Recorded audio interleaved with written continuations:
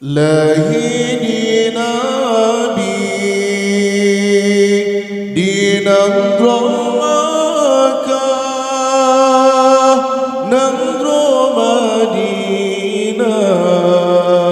kubu Maulana urus selanyan tanggai dua belah ni batun gaya Rabiul Ula.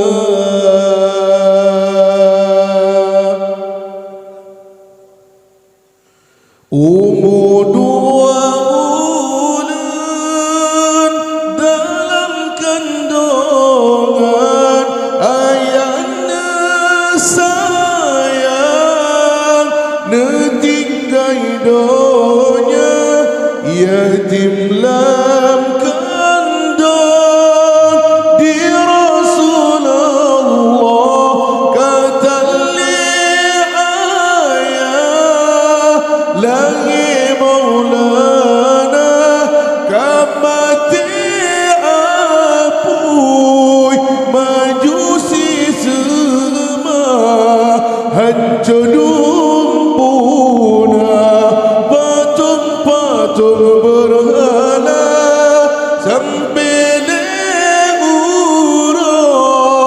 bergetar Ka'bah senang di Ka'bah dengan lahir Maulana.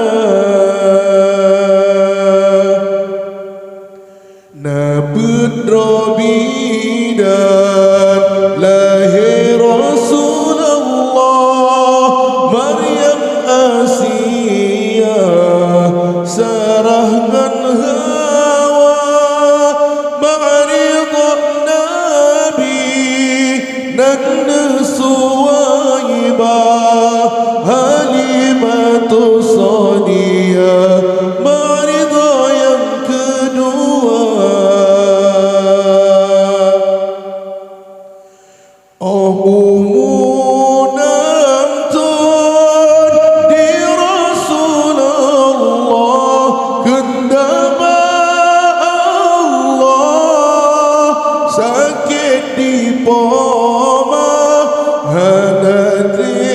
Sakit wafat Aminah lehtalli ayah kata lampama yatim piatu